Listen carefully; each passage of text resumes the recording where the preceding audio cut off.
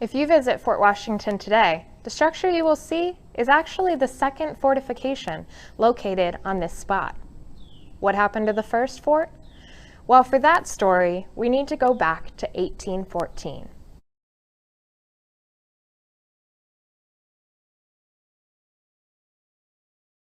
The war between the young United States and the naval power Great Britain is in its third year.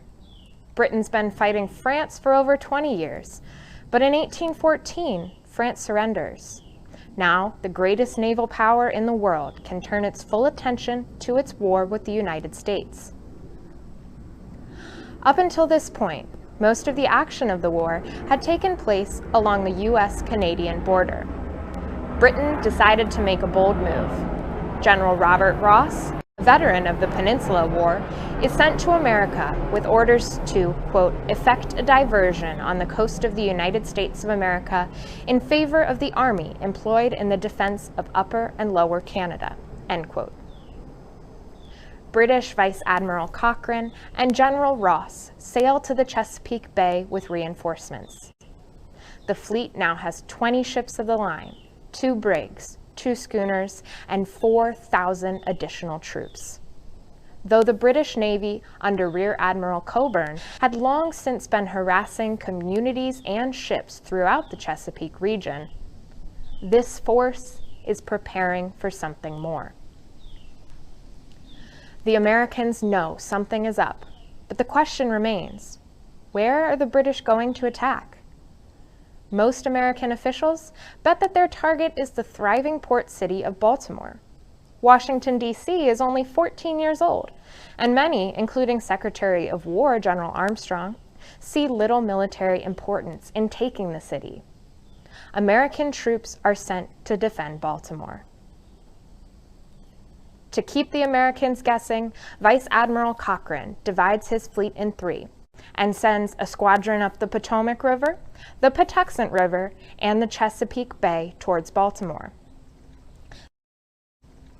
The bulk of their force is aboard the ships on the Patuxent River. It isn't until British troops disembark in Benedict, Maryland, that the Americans realize that the true target is Washington, D.C. American troops turn around and meet the British in Bladensburg, Maryland.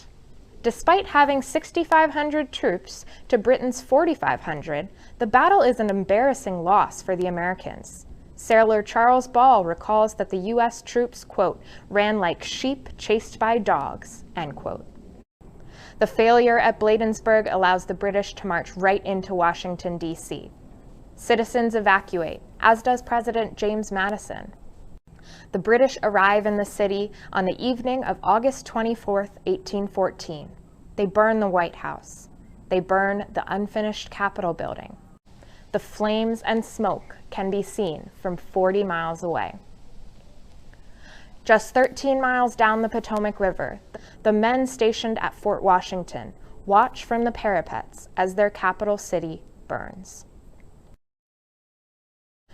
Fort Washington, also known as Fort Warburton, was built between 1808 and 1809 in the lead-up to the War of 1812. It was, according to Captain George Bomford, quote, an enclosed work of masonry, comprehending a semi-elliptical face with a circular flank on the side next to the Potomac, end quote.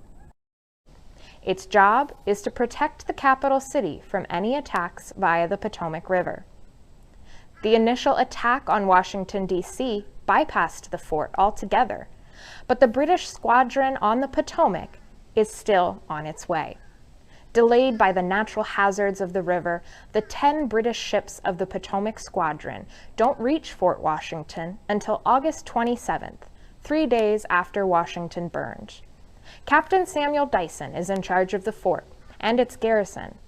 It's just his second week on the job. He has just 56 men, about half of a full garrison. There are 26 guns, but only 9 can be repeatedly fired. The 10 British ships can fire over 80 guns at the Maryland shoreline.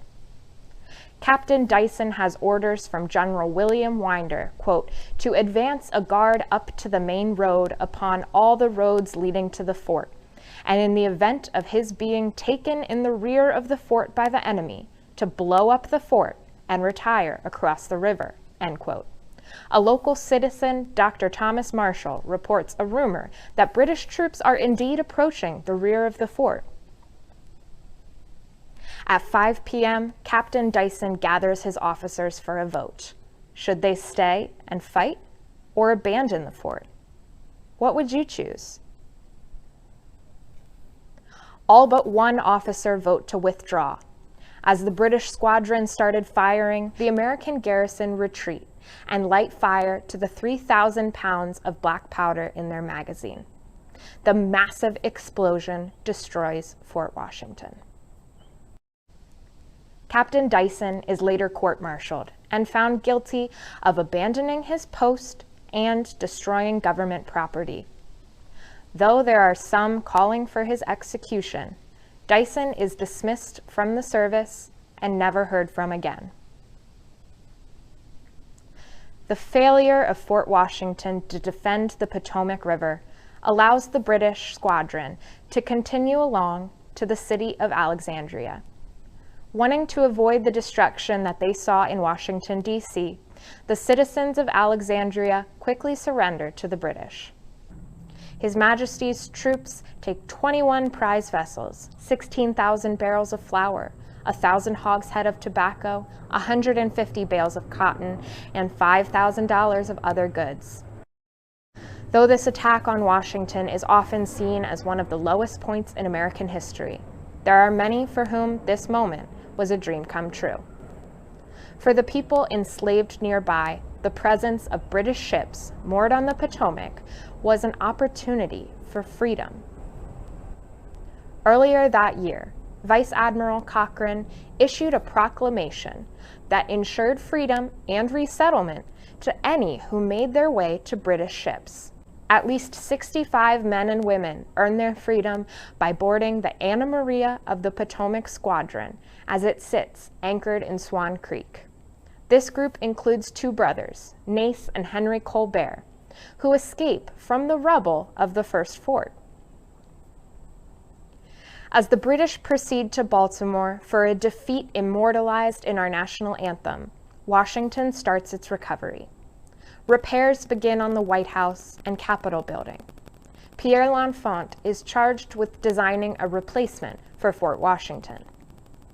Construction begins just weeks after the first fort's destruction.